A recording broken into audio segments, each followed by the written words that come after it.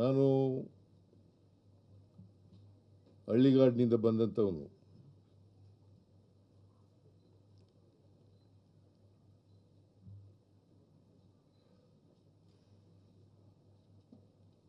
ನಾನು ಮುಂದೊಂದು ದಿನ ಶಾಸಕನಾಗ್ತೇನೆ, ಮಂತ್ರಿ ಆಗ್ತೇನೆ, ಮುಖ್ಯಮಂತ್ರಿ ಆಗ್ತೇನೆ, ವಿರೋಧ ಪಕ್ಷದ ನಾಯಕನಾಗ್ತೇನೆ ಅಂತಕ್ಕಂಥ ಕನಸು ಕಂಡಿರಲಿಲ್ಲ.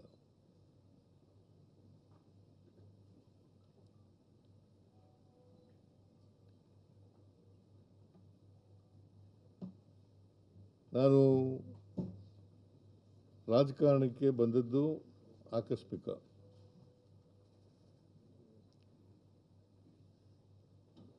ಯಾಕಂದರೆ ನಮ್ಮ ಕುಟುಂಬದವರು ಯಾರು ಕೂಡ ರಾಜಕಾರಣದಲ್ಲಿ ಇರಲಿಲ್ಲ.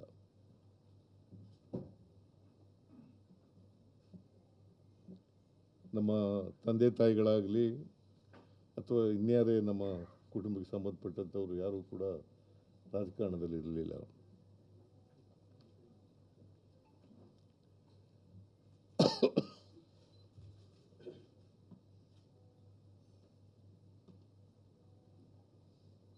ನಾನು ಮೊದಲಿನಿಂದಲೂ ಕೂಡ ರಾಜಕಾರಣಕ್ಕೆ ಬಂದಂದಿನಿಂದ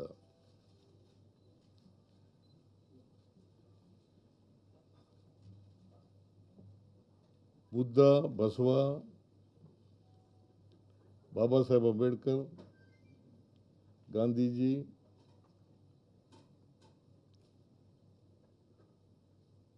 ಇವರ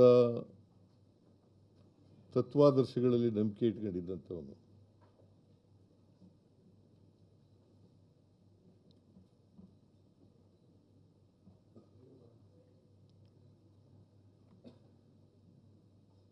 ಸಂವಿಧಾನದಲ್ಲಿ ಅಪಾರವಾದಂಥ ಗೌರವ ಇಟ್ಕೊಂಡಿರ್ತಕ್ಕಂಥವನು.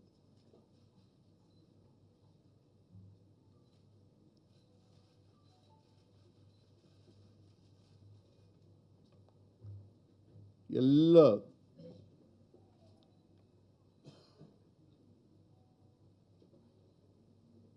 ಒಂದು ಕುಟುಂಬವಾಗಿ ಬಾಳಬೇಕು ಅಂತಕ್ಕಂಥದ್ರಲ್ಲಿ ನಂಬಿಕೆ ಇಟ್ಕೊಂಡಿರ್ತಕ್ಕಂಥವನು. ಯಾವುದೇ ಜಾತಿ, ಮತ, ಧರ್ಮ ಇಲ್ಲದೇ ಇರ್ತಕ್ಕಂಥ ನಾವೆಲ್ಲರೂ ಕೂಡ ಒಂದು ಕುಟುಂಬವಾಗಿ ಬಾಳಬೇಕು ಅಂತಕ್ಕಂಥದ್ದು ನಂಬಿಕೆ ಇಟ್ಕೊಂಡಿರ್ತಕ್ಕಂಥವನು. ಮತ್ತು ಈಗ ಆರ್ಥಿಕವಾಗಿ, ಸಾಮಾಜಿಕವಾಗಿ ಈ ದೇಶದ ಸಂಪತ್ತು, ಅಧಿಕಾರ ಎಲ್ರಿಗೂ ಸಮಾನವಾಗಿ ಹಂಚಿಕೆ ಆಗಬೇಕು ಅಂತಕ್ಕಂಥದ್ರಲ್ಲಿ ನಂಬಿಕೆ ಇಟ್ಕೊಂಡಿರ್ತಕ್ಕಂಥ.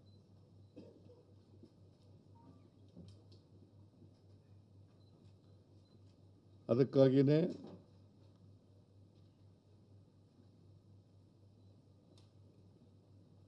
ಬುದ್ಧನ ವಿಚಾರ,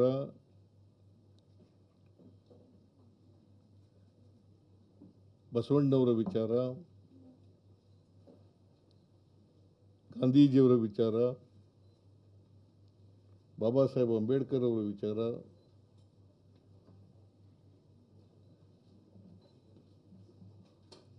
ನಮಗೆ ಆದರ್ಶಪ್ರಾಯ.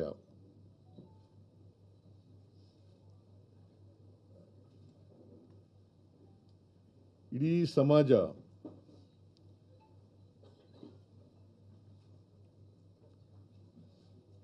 ಕುವೆಂಪು ಅವರು ಹೇಳಿದಂತೆ ಸರ್ವ ಜನಾಂಗದ ಶಾಂತಿಯ ತೋಟ ಆಗಬೇಕು ಅನ್ನೋದ್ರಲ್ಲಿ ನಂಬಿಕೆ ಇಟ್ಕೊಂಡು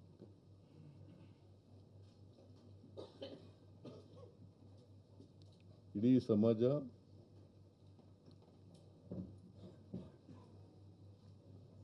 ಸಮಾನತೆಯ ಸಮಾಜ ನಿರ್ಮಾಣ ಆಗಬೇಕು, ಸಮಾನ ಅವಕಾಶಗಳು ಎಲ್ರಿಗೂ ಸಿಗಬೇಕು,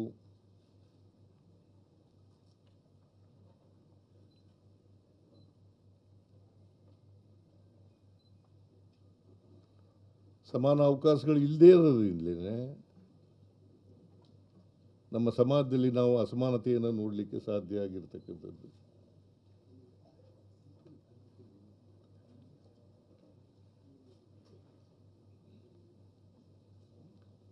ಈ ಅಸಮಾನತೆ ತೊಲಗಬೇಕಾದ್ರೆ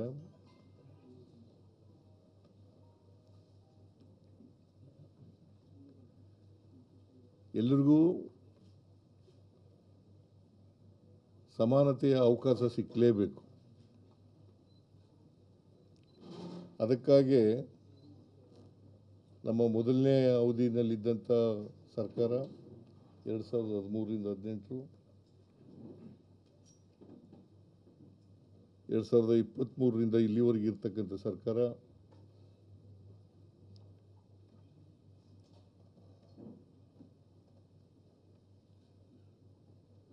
ಸಮಾನ ಅವಕಾಶಗಳು, ಸಮಾನತೆ ಬರಲಿಕ್ಕೆ ಪ್ರಯತ್ನಗಳನ್ನು ಮಾಡಿದ್ದೇವೆ. ಮತ್ತು ನಾವು ಏನು ಮ್ಯಾನಿಫೆಸ್ಟೋನಲ್ಲಿ ಹೇಳಿದ್ದೋ ಆ ಮ್ಯಾನಿಫೆಸ್ಟೋನಲ್ಲಿ ಹೇಳಿರ್ತಕ್ಕಂಥ ಭರವಸೆಗಳು, ಅವುಗಳನ್ನು ಜಾರಿ ಮಾಡ್ತಕ್ಕಂಥ ಪ್ರಾಮಾಣಿಕ ಪ್ರಯತ್ನವನ್ನು ಮಾಡಿದ್ದೇವೆ.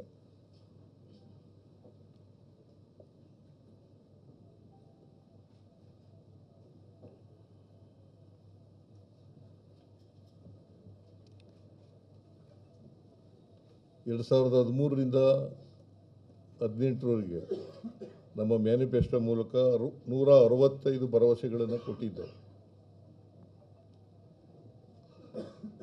ಆ ಭರವಸೆಗಳಲ್ಲಿ 158 ಭರವಸೆಗಳನ್ನು ಈಡೇರಿಸಿದ್ದೇವೆ.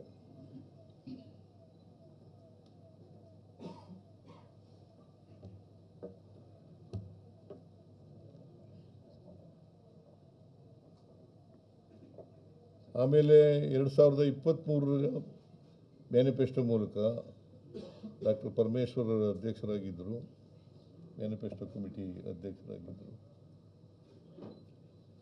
ಆಗ ಸುಮಾರು 550ಕ್ಕೂ ಹೆಚ್ಚು ಭರವಸೆಗಳನ್ನು ಕೊಟ್ಟಿದ್ದು. ಅವುಗಳಲ್ಲಿ ಇಲ್ಲಿವರೆಗೆ ಸುಮಾರು 300 ಭರವಸೆಗಳನ್ನು ಈಡೇರಿಸಿದ್ದೀವಿ. ಸುಮಾರು 300 ಭರವಸೆಗಳನ್ನು ಈಡೇರಿಸಿದ್ದೀವಿ.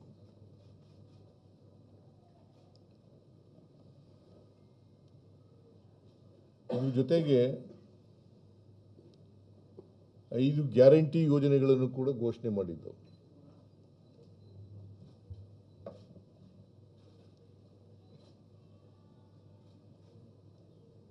ಈ 5 ಗ್ಯಾರಂಟಿ ಯೋಜನೆಗಳನ್ನು ಕೂಡ ಮೊದಲನೇ ವರ್ಷವೇ ಈಡೇರಿಸಿದ್ದೀವಿ. ಇಲ್ಲಿವರೆಗೆ ಸುಮಾರು 1,40,000 ಕೋಟಿಗೂ ಹೆಚ್ಚು ಹಣವನ್ನು ಈ ಗ್ಯಾರಂಟಿ ಯೋಜನೆಗಳಿಗೆ ಖರ್ಚು ಮಾಡಿದ್ದೀವಿ. ನಾನು ಯಾಕೆ ಇವನ್ನೆಲ್ಲ ಪ್ರಸ್ತಾಪ ಮಾಡ್ತಾ ಇದ್ದೀನಿ ಅಂತಂದರೆ, ನಾವು ಜನತೆಗೆ ಕೊಟ್ಟಂಥ ಭರವಸೆಗಳನ್ನು, ಕೊಟ್ಟಂಥ ವಚನವನ್ನು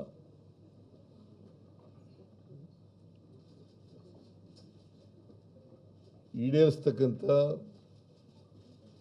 ಪ್ರಾಮಾಣಿಕ ಪ್ರಯತ್ನವನ್ನು ಮಾಡಿದ್ದೇವೆ. ಮಾತಿಗೆ ತಪ್ಪಿಸ್ಕೊಳ್ತಕ್ಕಂಥ ಕೆಲಸವನ್ನು ಮಾಡಿಲ್ಲ.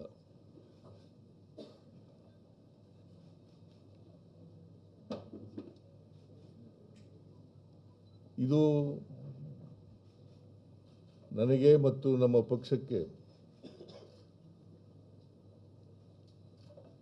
ಸಂತೃಪ್ತಿಯನ್ನು ಕೊಟ್ಟಿರ್ತಕ್ಕಂಥ ವಿಚಾರ ಅಂತಕ್ಕಂಥದ್ದನ್ನು ತಮಗೆ ತಿಳಿಸಲಿಕ್ಕೆ ಬಯಸ್ತಾ ಇದ್ದೇನೆ.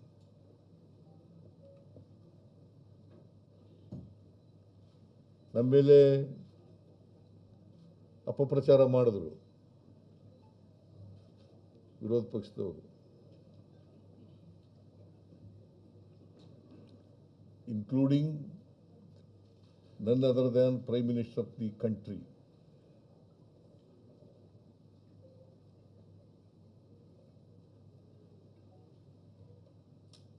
ಈಡೇರಿಸಲಿಕ್ಕಾಗಲ್ಲ, ರಾಜ್ಯ ಆರ್ಥಿಕವಾಗಿ ದಿವಾಳಿ ಆಗಿಬಿಡ್ತದೆ, ಖಜಾನೆ ಖಾಲಿ ಆಗಿಬಿಡ್ತದೆ, ಅಭಿವೃದ್ಧಿ ಕೆಲಸಗಳಿಗೆ ದುಡ್ಡಿರಲ್ಲ ಅಂತೇಳಿ ಇವತ್ತು ಈ ಗ್ಯಾರಂಟಿ ಯೋಜನೆಗಳನ್ನು ಜಾರಿ ಮಾಡಿದ ಮೇಲೆ ಕರ್ನಾಟಕ ಇಡೀ ದೇಶದಲ್ಲೇ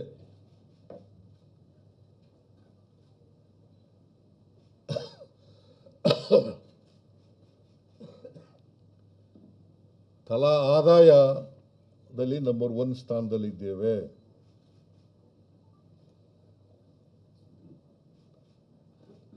ತಲಾ ಆದಾಯದಲ್ಲಿ we are number 1 in the entire country.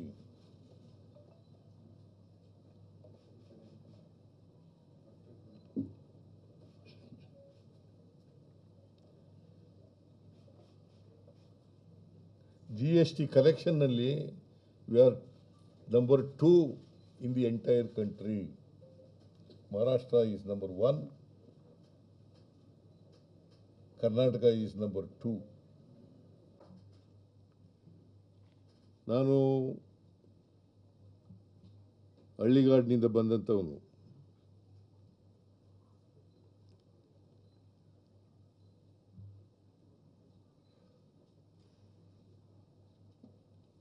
ನಾನು ಮುಂದೊಂದು ದಿನ ಶಾಸಕನಾಗ್ತೇನೆ, ಮಂತ್ರಿ ಆಗ್ತೇನೆ, ಮುಖ್ಯಮಂತ್ರಿ ಆಗ್ತೇನೆ,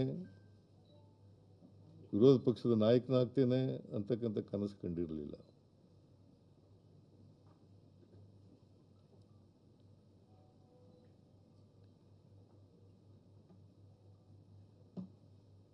ನಾನು ರಾಜಕಾರಣಕ್ಕೆ ಬಂದದ್ದು ಆಕಸ್ಮಿಕ.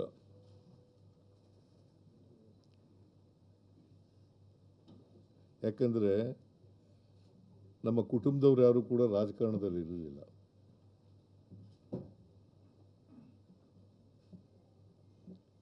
ನಮ್ಮ ತಂದೆ ತಾಯಿಗಳಾಗಲಿ ಅಥವಾ ಇನ್ಯಾರೇ ನಮ್ಮ ಕುಟುಂಬಕ್ಕೆ ಸಂಬಂಧಪಟ್ಟಂಥವ್ರು ಯಾರೂ ಕೂಡ ರಾಜಕಾರಣದಲ್ಲಿ ಇರಲಿಲ್ಲ.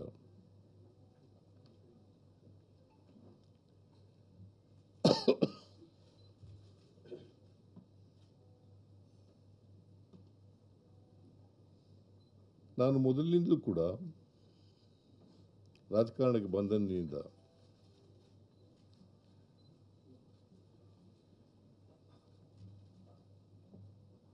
ಬುದ್ಧ, ಬಸವ, ಬಾಬಾ ಸಾಹೇಬ್ ಅಂಬೇಡ್ಕರ್, ಗಾಂಧೀಜಿ,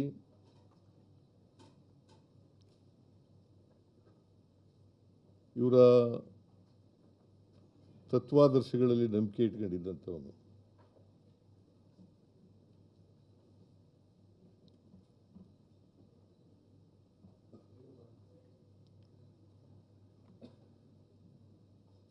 ಸಂವಿಧಾನದಲ್ಲಿ ಅಪಾರವಾದಂಥ ಗೌರವ ಇಟ್ಕೊಂಡಿರ್ತಕ್ಕಂಥವನು.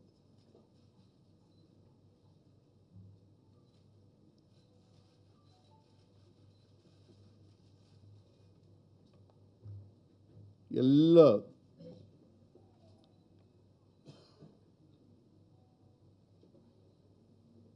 ಒಂದು ಕುಟುಂಬವಾಗಿ ಬಾಳಬೇಕು ಅಂತಕ್ಕಂಥದ್ರಲ್ಲಿ ನಂಬಿಕೆ ಇಟ್ಕೊಂಡಿರ್ತಕ್ಕಂಥವನು. ಯಾವುದೇ ಜಾತಿ, ಮತ, ಧರ್ಮ ಇಲ್ಲೇ ಇರ್ತಕ್ಕಂಥ ನಾವೆಲ್ಲರೂ ಕೂಡ ಒಂದು ಕುಟುಂಬವಾಗಿ ಬಾಳಬೇಕು ಅಂತಕ್ಕಂಥದ್ರಲ್ಲಿ ನಂಬಿಕೆ ಇಟ್ಕೊಂಡಿರ್ತಕ್ಕಂಥವನು. ಮತ್ತು ಆರ್ಥಿಕವಾಗಿ, ಸಾಮಾಜಿಕವಾಗಿ ಈ ದೇಶದ ಸಂಪತ್ತು, ಅಧಿಕಾರ ಎಲ್ರಿಗೂ ಸಮಾನವಾಗಿ ಹಂಚಿಕೆ ಆಗಬೇಕು ಅಂತಕ್ಕಂಥದ್ರಲ್ಲಿ ನಂಬಿಕೆ ಇಟ್ಕೊಂಡಿರ್ತಕ್ಕಂಥ.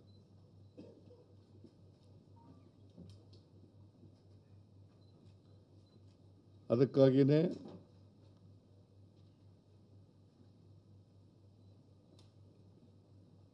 ಬುದ್ಧನ ವಿಚಾರ,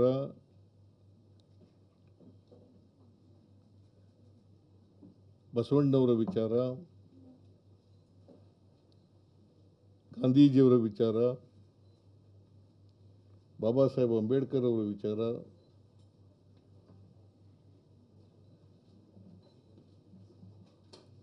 ನಮಗೆ ಆದರ್ಶಪ್ರಾಯ.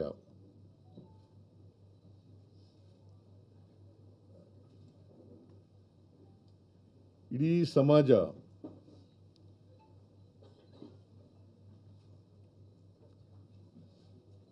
ಕುವೆಂಪು ಅವರು ಹೇಳಿದಂತೆ ಸರ್ವ ಜನಾಂಗದ ಶಾಂತಿಯ ತೋಟ ಆಗಬೇಕು ಅನ್ನೋದ್ರಲ್ಲಿ ನಂಬಿಕೆ ಇಟ್ಕೊಂಡು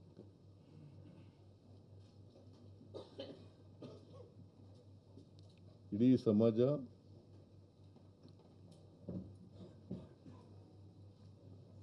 ಸಮಾನತೆಯ ಸಮಾಜ ನಿರ್ಮಾಣ ಆಗಬೇಕು, ಸಮಾನ ಅವಕಾಶಗಳು ಎಲ್ರಿಗೂ ಸಿಗಬೇಕು,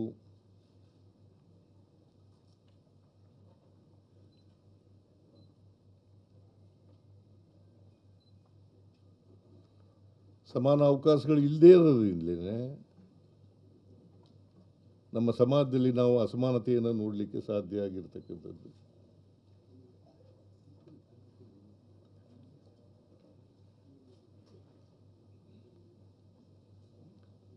ಈ ಅಸಮಾನತೆ ತೊಲಗಬೇಕಾದ್ರೆ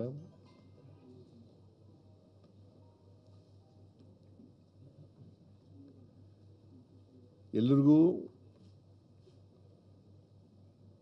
ಸಮಾನತೆಯ ಅವಕಾಶ ಸಿಕ್ಕಲೇಬೇಕು.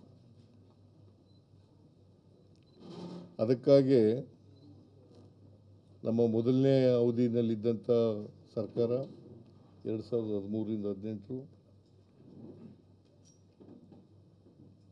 2023ರಿಂದ ಇಲ್ಲಿವರೆಗೆ ಇರ್ತಕ್ಕಂಥ ಸರ್ಕಾರ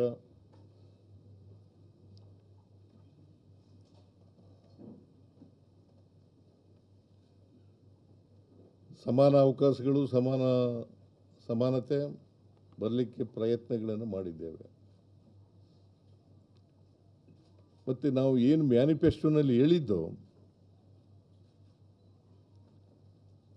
ಆ ಮ್ಯಾನಿಫೆಸ್ಟೋನಲ್ಲಿ ಹೇಳಿರ್ತಕ್ಕಂಥ ಭರವಸೆಗಳು, ಅವುಗಳನ್ನು ಜಾರಿ ಮಾಡ್ತಕ್ಕಂಥ ಪ್ರಾಮಾಣಿಕ ಪ್ರಯತ್ನವನ್ನು ಮಾಡಿದ್ದೇವೆ.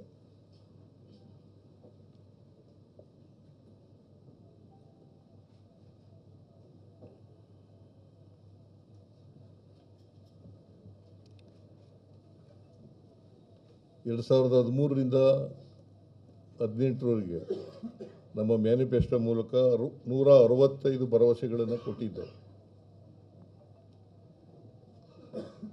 ಆ ಭರವಸೆಗಳಲ್ಲಿ 158 ಭರವಸೆಗಳನ್ನು ಈಡೇರಿಸಿದ್ದೇವೆ.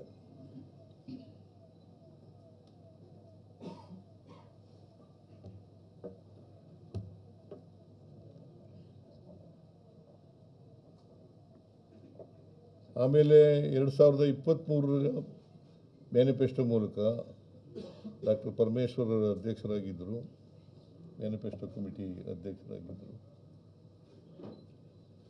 ಆಗ ಸುಮಾರು 550ಕ್ಕೂ ಹೆಚ್ಚು ಭರವಸೆಗಳನ್ನು ಕೊಟ್ಟಿದ್ದು. ಅವುಗಳಲ್ಲಿ ಇಲ್ಲಿವರೆಗೆ ಸುಮಾರು 300 ಭರವಸೆಗಳನ್ನು ಈಡೇರಿಸಿದ್ದೀವಿ. ಸುಮಾರು 300 ಭರವಸೆಗಳನ್ನು ಈಡೇರಿಸಿದ್ದೀವಿ.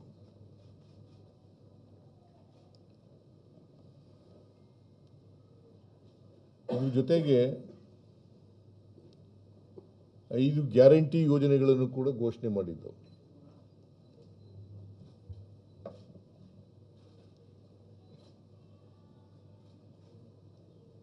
ಈ 5 ಗ್ಯಾರಂಟಿ ಯೋಜನೆಗಳನ್ನು ಕೂಡ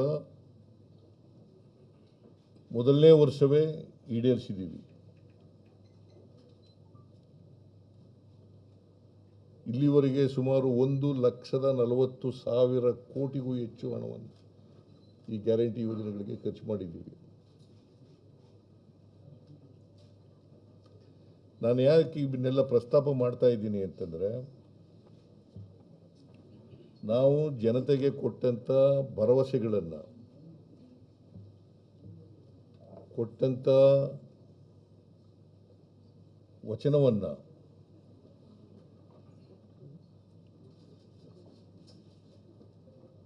ಈಡೇರಿಸ್ತಕ್ಕಂಥ ಪ್ರಾಮಾಣಿಕ ಪ್ರಯತ್ನವನ್ನು ಮಾಡಿದ್ದೇವೆ. ಮಾತಿಗೆ ತಪ್ಪಿಸ್ಕೊಳ್ತಕ್ಕಂಥ ಕೆಲಸವನ್ನು ಮಾಡಿಲ್ಲ.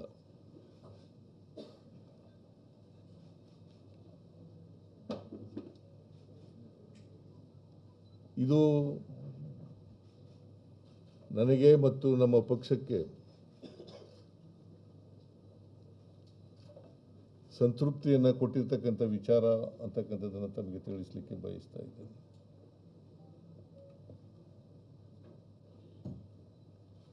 ನಮ್ಮ ಮೇಲೆ ಅಪಪ್ರಚಾರ ಮಾಡಿದ್ರು ವಿರೋಧ ಪಕ್ಷದವರು. including none other than Prime Minister of the country.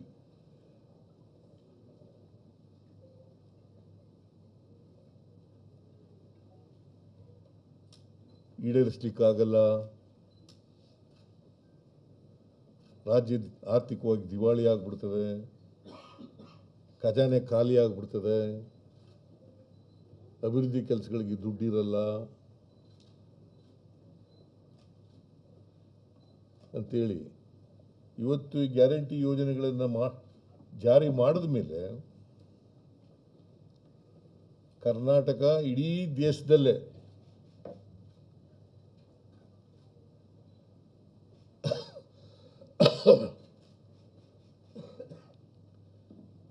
ತಲಾ ಆದಾಯದಲ್ಲಿ number 1 ಸ್ಥಾನದಲ್ಲಿದ್ದೇವೆ.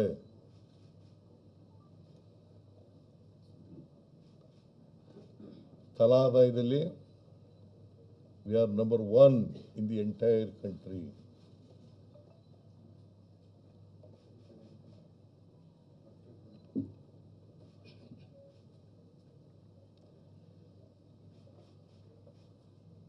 GST collection nalli we are number 2 in the entire country.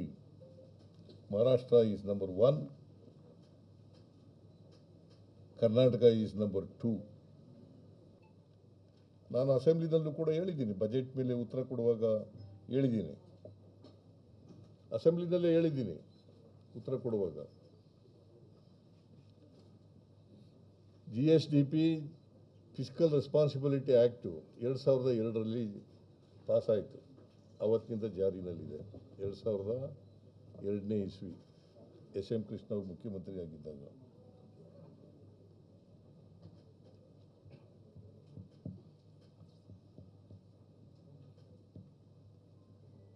ಮೂರು ಮಾನದಂಡಗಳನ್ನು ಹೇಳ್ತಾರೆ ಅಲ್ಲಿ.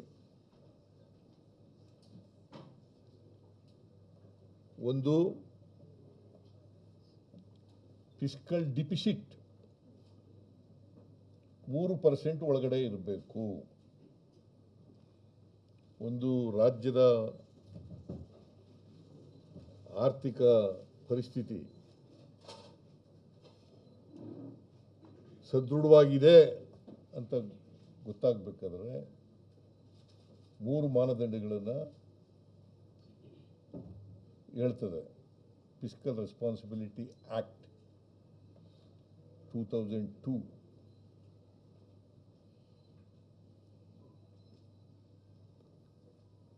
ಅದರ ಪ್ರಕಾರ ನಮ್ಮ ಫಿಸ್ಕಲ್ ಡಿಫಿಸಿಟ್ 3% ಒಳಗಡೆ ಇರಬೇಕು.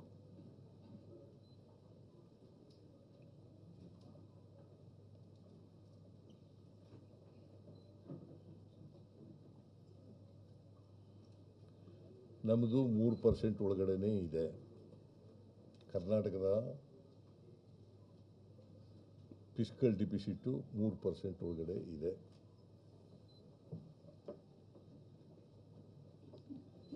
$2.95.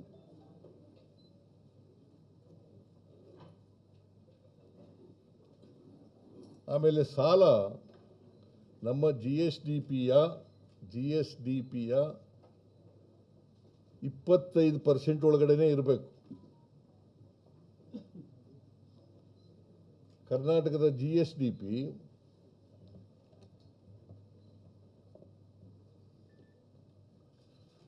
30 ಲಕ್ಷಕ್ಕೂ ಹೆಚ್ಚು. ಕರ್ನಾಟಕದ GSDP 30 ಲಕ್ಷಕ್ಕೂ ಹೆಚ್ಚು ನಮ್ಮದು GSDP.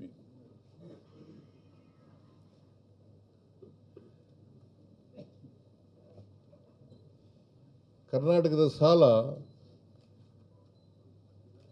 25.94 ಅಂದರೆ 3% ಒಳಗಡೆನೇ ಇದೆ. 25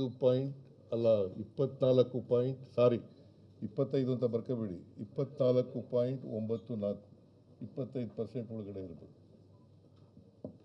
24.94.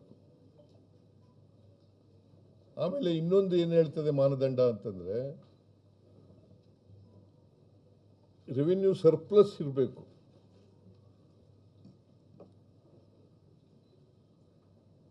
ನಾವು ರೆವಿನ್ಯೂ ಡೆಫಿಸಿಟ್ನಲ್ಲಿದ್ದೀವಿ, ಸರ್ಪ್ಲಸ್ನಲ್ಲಿಲ್ಲ. ಈ ವರ್ಷ ಯಾಕಂತಂದರೆ ಹಿಂದೆ ಇದ್ದಂಥ BJP ಸರ್ಕಾರ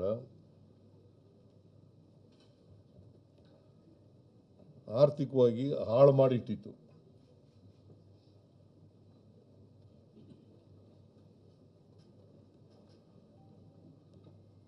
ಈ ವರ್ಷ ಅಂದರೆ 26-27 2026-27 ಸುಮಾರು 19,000 ಕೋಟಿ ರೆವಿನ್ಯೂ ಡಿಫಿಸಿಟ್ ಇದೆ.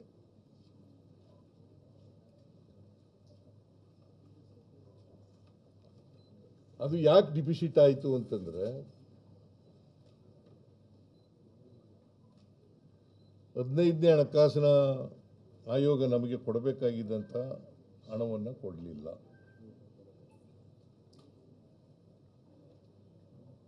ಹದಿನೈದನೇ ಹಣಕಾಸಿನ ಆಯೋಗ ಏನು ಶಿಫಾರಸು ಮಾಡಿತ್ತು, 5,495 ಕೋಟಿ ಒಂದು ವಿಶೇಷ ಗ್ರ್ಯಾಂಟ್ಸ್ ಅಂತ ಕೊಟ್ಟಿದ್ರು, ಅದು ಕೊಡಲಿಲ್ಲ. ಆಮೇಲೆ ಕೆರೆಗಳ ಅಭಿವೃದ್ಧಿಗೆ ಬೆಂಗಳೂರು ಸಿಟಿನಲ್ಲಿ ಕೆರೆಗಳ ಅಭಿವೃದ್ಧಿಗೆ 3,000 ಕೋಟಿ ರೆಕಮೆಂಡ್ ಮಾಡಿದರು. ಪೆರಿಫೆರಲ್ ರಿಂಗ್ ರೋಡ್ಗೆ 3,000 ಕೋಟಿ ರೆಕಮೆಂಡ್ ಮಾಡಿದರು. ಅವೆರಡನ್ನೂ ಕೊಡಲಿಲ್ಲ. ಒಟ್ಟು 11,495 ಕೋಟಿ ಕೊಡಲಿಲ್ಲ. ಅದರ ಜೊತೆಗೆ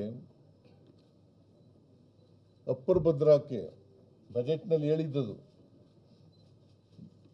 ಶ್ರೀಮತಿ ನಿರ್ಮಲಾ ಸೀತಾರಾಮನ್ ಬಜೆಟ್ನಲ್ಲಿ ಘೋಷಣೆ ಮಾಡಿದ್ದದು ಅವ್ರ ಬಜೆಟ್ ಸ್ಪೀಚ್ನಲ್ಲಿ 2023-24 ಆ ಬಜೆಟ್ನಲ್ಲಿ ಘೋಷಣೆ ಮಾಡಿದ್ದದು ಅಪ್ಪರ್ ಭದ್ರಾ ಪ್ರಾಜೆಕ್ಟ್ಗೆ 5,300 ಕೋಟಿ ಕೊಡ್ತೀನಿ, 5,300 ಕೋಟಿ ಕೊಡ್ತೀವಿ.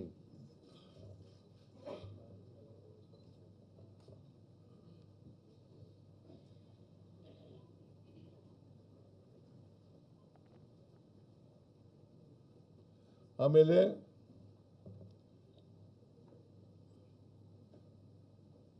ಇದು ನಮಗೆ GST ಜಾರಿ ಬಂದದ್ರಿಂದ ನಮಗೆ ಪರಿಹಾರ ಕೊಡ್ತಾ ಇದ್ರು, ಪರಿಹಾರನ ನಿಲ್ಲಿಸ್ಬಿಟ್ರು. ಎಷ್ಟು ನಷ್ಟ ಆಗ್ತದೆ ಅಷ್ಟು ತುಂಬಿಕೊಡ್ತೀವಿ ಅಂತ ಹೇಳಿದರು.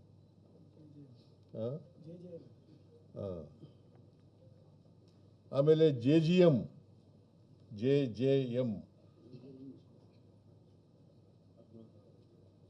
ಜಲ ಜೀವನ್ ಮಿಷನ್ ಅದರಲ್ಲಿ ಸುಮಾರು ಮೋರ್ ದೆನ್ 10,000 crores ಬರಲಿಲ್ಲ.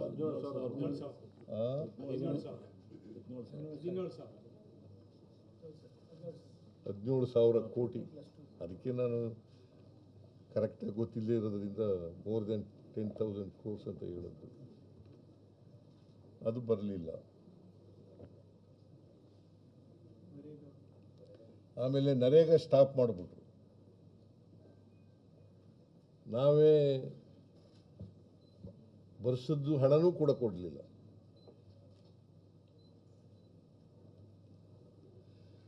ಸೊ ಹಿಂಗಾಗಿ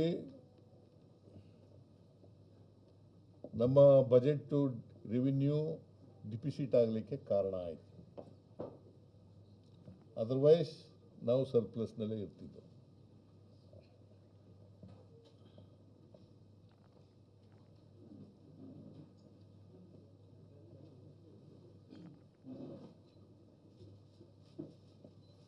ಇವತ್ತು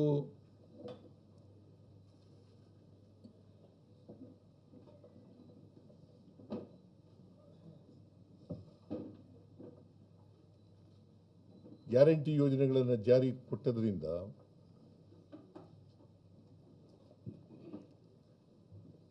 ಕೊಂಡ್ಕೊಳ್ತಕ್ಕಂಥ ಶಕ್ತಿ ಜಾಸ್ತಿ ಆಗಿದೆ. ಕೊಂಡ್ಕೊಳ್ತಕ್ಕಂಥ ಶಕ್ತಿ ಜಾಸ್ತಿ ಆಗಿದೆ. ದಿನಪತ್ರಿಕೆಯಲ್ಲೆಲ್ಲ ಬರ್ತದೆ, ನೀವೆಲ್ಲ ನೋಡಿರ್ಬೇಕು ಅಂತ ಅಂದ್ಕೊಂಡಿದ್ದೀನಿ ನಾನು. ಹೆಣ್ಮಕ್ಳು ಹೇಳೋದು, ಬೇರೆಯವ್ರು ಹೇಳೋದು ಎಲ್ಲ ನಂಬ್ಕೊಂಡಿದ್ದೀನಿ ನಾನು. ಪರ್ಚೇಸಿಂಗ್ ಪವರ್, ಅದೇ ಕನ್ನಡದಲ್ಲಿ ಹೇಳಿದೆ ನಾನು.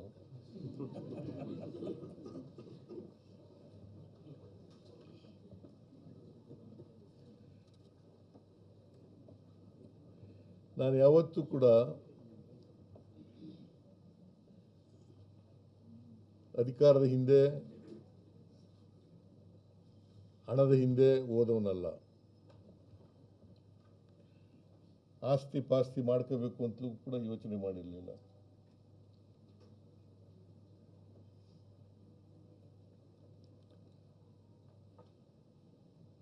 ಮತದಾರ ದೇವರುಗಳು ಯಾವಾಗ ಅಧಿಕಾರ ಕೊಟ್ಟಿದ್ದಾರೆ, ಅವು ಎಲ್ಲರೂ ಕೂಡ ಯಾವಾಗ ಮಾಡಿದ್ದಾರೆ.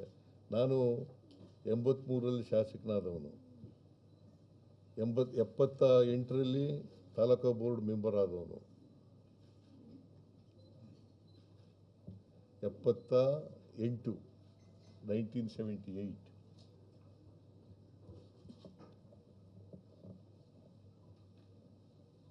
ಸುಮಾರು 50 ವರ್ಷ ಆಗ್ತಾ ಬಂದಿದೆ ರಾಜಕಾರಣ ಜೀವನ. 50 ವರ್ಷ ಆಗ್ತಾ ಬಂದಿದೆ. 28ಕ್ಕೆ 50 ವರ್ಷ.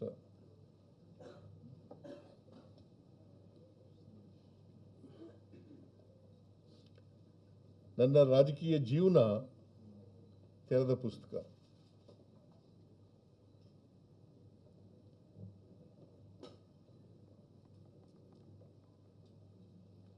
ಇವತ್ತಿನ ರಾಜಕೀಯದಲ್ಲಿ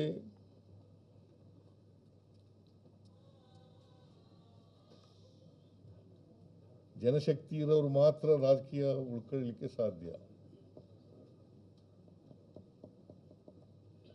ಮತ್ತೆ ಅಧಿಕಾರ ಕೊಡೋರು ಜನರೇ.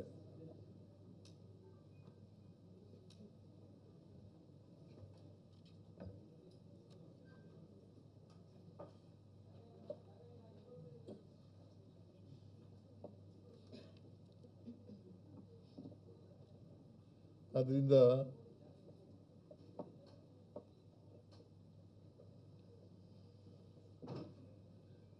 ನಾನೆಂದೂ ಕೂಡ ನಾನು ನಂಬ್ಕೊಂಡಿರ್ತಕ್ಕಂಥ ಮೌಲ್ಯಗಳು,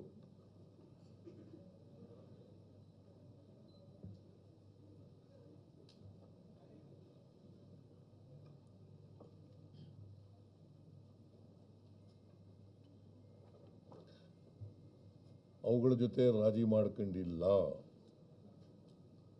ಸಿದ್ಧಾಂತದ ನಂಬ್ಕೊಂಡಿದ್ದೀನಲ್ಲ, ಅದರಲ್ಲಿ ರಾಜಿ ಆಗಿಲ್ಲ.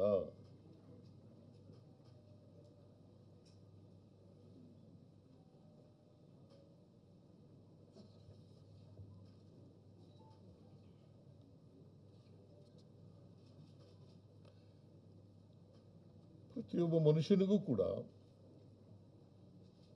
ಸಮಾಜದಲ್ಲಿರ್ತಕ್ಕಂಥ ಪ್ರತಿಯೊಬ್ಬ ಮನುಷ್ಯನಿಗೂ ಕೂಡ, ಕಟ್ಟಕಡೆಯ ಮನುಷ್ಯನಿಗೂ ಕೂಡ ಬದುಕಿನ ಪ್ರಾಥಮಿಕ ಆದ್ಯತೆಗಳಾದ ಅನ್ನ, ಆರೋಗ್ಯ, ಶಿಕ್ಷಣ, ವಸತಿ, ಉದ್ಯೋಗ ಲಭಿಸಬೇಕು ಅನ್ನೋದ್ರಲ್ಲಿ ನಂಬಿಕೆ ಇದೆ.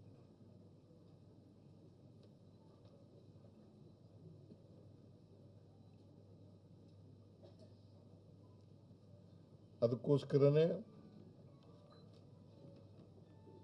ಸಮಾಜದಲ್ಲಿರ್ತಕ್ಕಂಥ ಎಲ್ಲ ಬಡವರು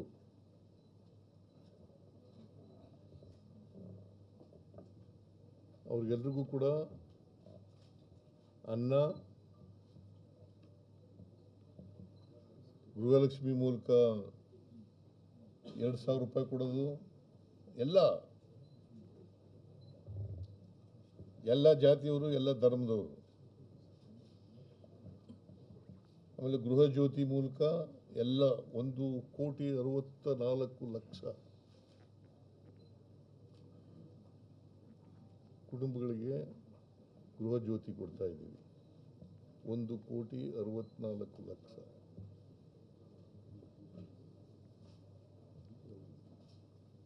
ಗೃಹಜ್ಯೋತಿ, ಗೃಹಲಕ್ಷ್ಮಿ ಇವರು ಎಲ್ಲ ಧರ್ಮದವರು. ಆಮೇಲೆ ಗೃಹಜ್ಯೋತಿ ಮೂಲಕ ಎಲ್ಲ 1,64,00,000 ಕುಟುಂಬಗಳಿಗೆ ಗೃಹಜ್ಯೋತಿ ಕೊಡ್ತಾ ಇದ್ದೀವಿ. 1,64,00,000.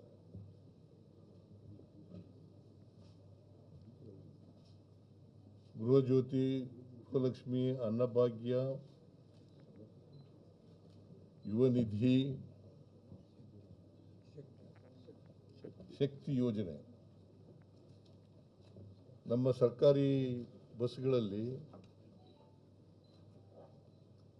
ಕರ್ನಾಟಕದ ಒಳಗಡೆ ಎಲ್ಲಿ ಬೇಕಾದ್ರೂ ಹೋಗ್ಬೋದು, ಫ್ರೀ.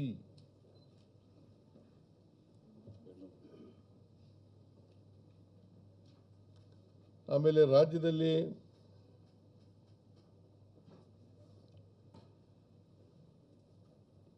ಬರ ಬಂದಾಗ ಬಹಳ ಪ್ರಾಮಾಣಿಕವಾಗಿ ಎದುರಿಸಿದ್ದೀವಿ ಅದನ್ನು. ಈ ನೆಲದ ಜಲ, ನೆಲ, ಭಾಷೆ ಮತ್ತು ನೀರು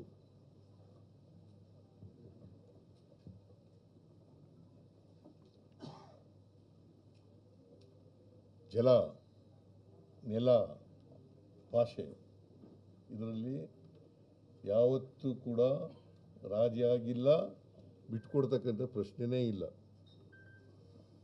ಅದು ಜನರ ಹಕ್ಕು, ಕರ್ನಾಟಕದ ಹಕ್ಕು.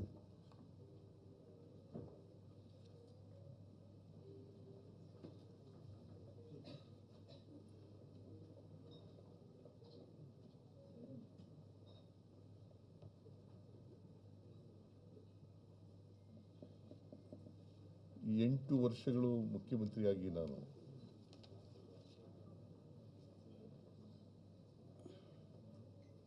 ಎರಡು ಬಾರಿ ಲೀಡರ್ ಆಫ್ ದಿ ಅಪೋಸಿಷನ್ ಆಗಿ,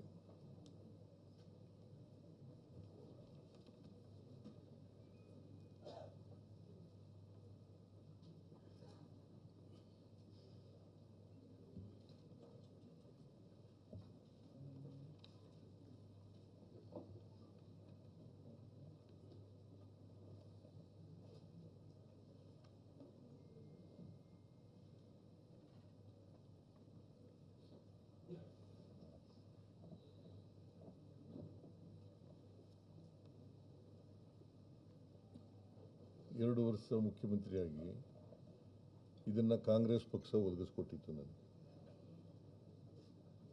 ಅದಕ್ಕೋಸ್ಕರ ಮತ್ತೊಮ್ಮೆ ಕಾಂಗ್ರೆಸ್ಸಿನ ನನಗೆ ಸೋನಿಯಾ ಗಾಂಧಿಯವರು ಕಾಂಗ್ರೆಸ್ಗೆ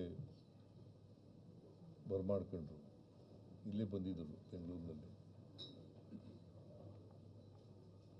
ನಾನು ಕಾಂಗ್ರೆಸ್ ಸೇರಿದಾಗ JDSನಿಂದ ಎಕ್ಸ್ಪೆಲ್ ಮಾಡಿದ್ದಾಗ ನಾನು ಅಹಿಂದ ಚಟುವಟಿಕೆಗಳನ್ನು ಮಾಡ್ತಾ ಇದ್ದಾಗ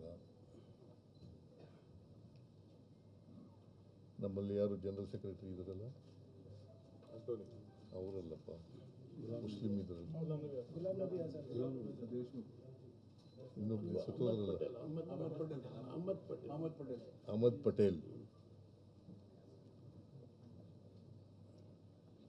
ಪಟೇಲ್, ಫಿರಾನ್ ಅಂತ ಒಬ್ಬರು ಇದ್ರು ಇಲ್ಲಿ.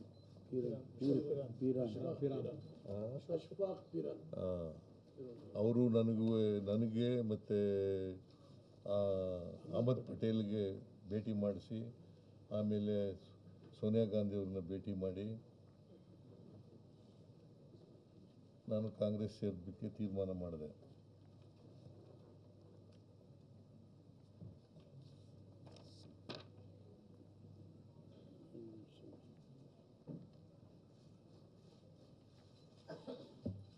ಸೋನಿಯಾ ಗಾಂಧಿಯವರು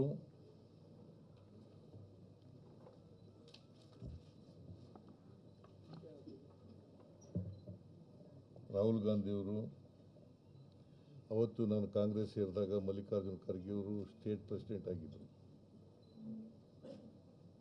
ಅವತ್ತು ನನ್ನ ಜೊತೆಯಲ್ಲಿ ಸುಮಾರು 8 ಜನ ಶಾಸಕರು ಸೇರ್ಕೊಂಡ್ರು,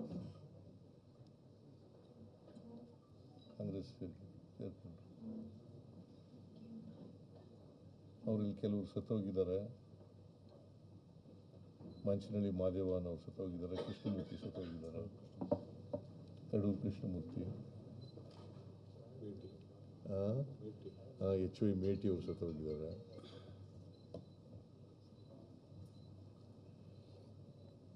ಯಾರ್ಯಾರು ನನ್ನ ಜೊತೆ ಸೇರ್ಕೊಂಡ್ರು ಅವರು ಎಲ್ರಿಗೂ ಕೂಡ ನಾನು ಚಿರುಣಿಯಾಗಿದ್ದೇನೆ ಅಂತಕ್ಕಂಥ ಮಾತುಗಳನ್ನು ಹೇಳಲಿಕ್ಕೆ ಬಯಸ್ತೇನೆ. ಮತ್ತೆ ನಾನು ರಾಜಕಾರಣದಲ್ಲಿ ಕೊನೆಯ ಉಸಿರಿರೋವರೆಗೂ ಕೂಡ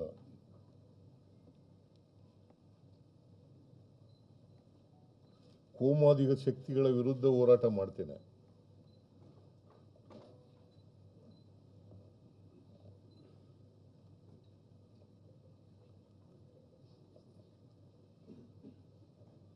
ಯಾಕೆಂದರೆ ಸಂವಿಧಾನ ಇವೆಲ್ಲಕ್ಕೂ ಕೂಡ ವಿರುದ್ಧವಾಗಿದೆ.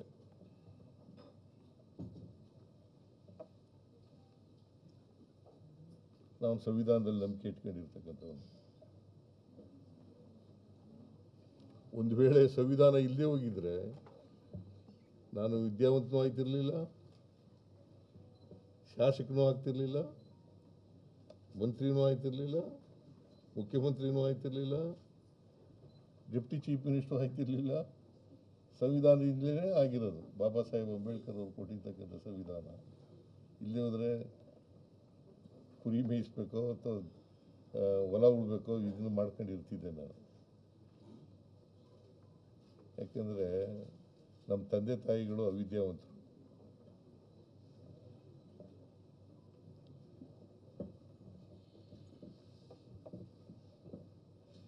ಅದರಿಂದ ಕೊನೆಯ ಉಸಿರಿರೋವರೆಗೂ ಕೂಡ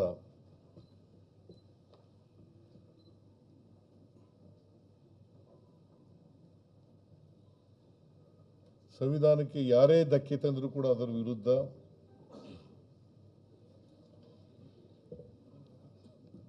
ಕೋಮುವಾದಿ ಶಕ್ತಿಗಳ ವಿರುದ್ಧ ಮತ್ತೆ ಜನರ ಸಮಾನತೆಗಾಗಿ, ಸಮಾನ ಅವಕಾಶಗಳಿಗಾಗಿ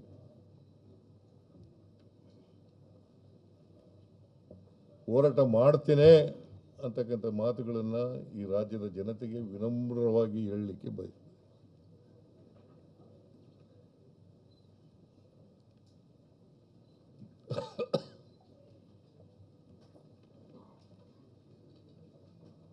ಮತ್ತೆ ಇನ್ನೊಮ್ಮೆ ಸೋನಿಯಾ ಗಾಂಧಿಯವರಿಗೆ, ರಾಹುಲ್ ಗಾಂಧಿಯವರಿಗೆ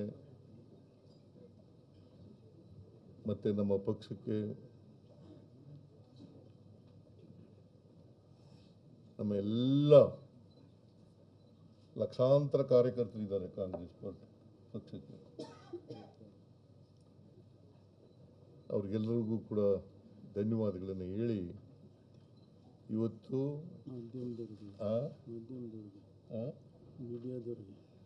ಆಮೇಲೆ ನೀವು ಇಷ್ಟು ವರ್ಷ ಸಹಾಯ ಮಾಡಿದ್ದೀರಿ,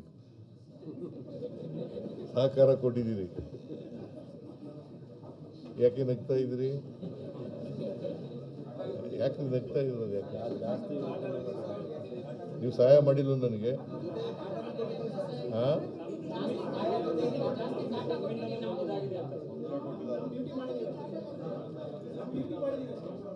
ಎಲ್ಲ ಮಾಧ್ಯಮದ ಸ್ನೇಹಿತರಿಗೆ ಧನ್ಯವಾದಗಳನ್ನು ಹೇಳಲಿಕ್ಕೆ ಬಯಸ್ತಾ ಇದ್ದೇನೆ.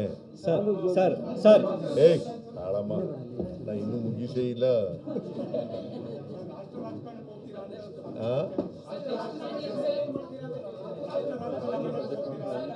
ಈಗ ಹೈಕಮಾಂಡ್ನವರು ನನಗೆ ರಾಜ್ಯಸಭಾಕ್ಕೆ ಹೋಗಿ ಅಂತ ಹೇಳಿದ್ರು. ರಾಜ್ಯಸಭಾಕ್ಕೆ ಹೋಗಿ ಅಂತ ಹೇಳಿದ್ರು. ನಾನು ಭಾಳ ವಿನಮ್ರವಾಗಿ ಆಗಲ್ಲ ಅಂತ ಹೇಳಿದೆ. ನಾನು ರಾಷ್ಟ್ರ ರಾಜಕಾರಣದಲ್ಲಿ ನನಗೆ ಆಸಕ್ತಿ ಇಲ್ಲ, ರಾಜ್ಯ ರಾಜಕಾರಣದಲ್ಲೇ ಇರ್ತೀನಿ. ಅಂತ ಹೇಳಿದ್ದೀನಿ. ನನಗೆ ಇನ್ನೂ ಜನ ಆಯ್ಕೆ ಮಾಡಿರೋದು ನನಗೆ 5 ವರ್ಷಕ್ಕೆ ಇನ್ನೂ 2 ವರ್ಷ ಇದೆ. ಅಲ್ಲಿವರೆಗೆ ಕರ್ನಾಟಕದ ಜನಗಳ ಪರವಾಗಿ ಮತ್ತು ನಮ್ಮ ಕ್ಷೇತ್ರದ ಜನಗಳ ಪರವಾಗಿ ಮುಂದಿನ ರಾಜಕೀಯ ಪಯಣದಲ್ಲಿ ನಿಮ್ಮ ಪಾತ್ರ ಏನಿದೆ ಸರ್ಕಾರದ ಸಂದರ್ಭದಲ್ಲಿ? ನಾನು ಈಗಾಗಲೇ ಹೇಳಿದ್ದೀನಿ, I will continue in active politics.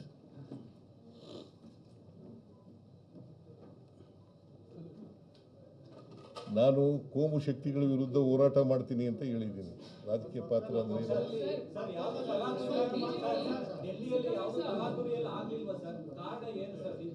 ಏನು? ನಾನು ಮೊದಲಿಂದ ಹೇಳ್ತಾ ಇದ್ನಲ್ಲ, ಹೈಕಮಾಂಡ್ನವರು ಯಾವಾಗ ಹೇಳ್ತಾರೆ ಆವಾಗ ಕೊಡ್ತೀನಿ ಅಂತ ಹೇಳಿದ್ದೀನಿ. ಒತ್ತಡ ಏನಾಗ್ತದೆ? ನಾನೇ ಸ್ವಯಂ ಪ್ರೇರಿತನಾಗಿ ಅವ್ರು ಹೇಳಿದ ತಕ್ಷಣ ಕೊಟ್ಟಿದ್ದೇನೆ.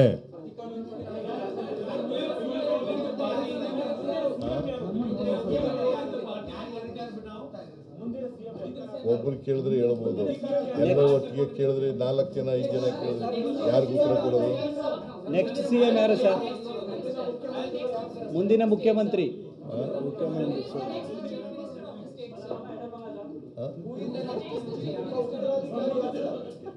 Whatever legislative party takes a decision, High Command takes a decision, he will be the chief minister.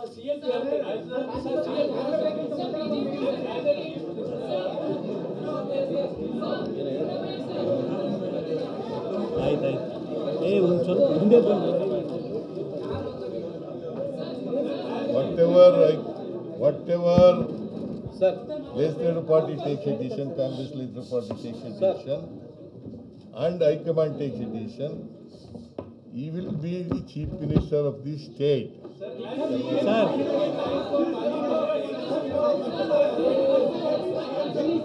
Sir ಸಾಕು ಅಂತ ಅನ್ಸುತ್ತೆ.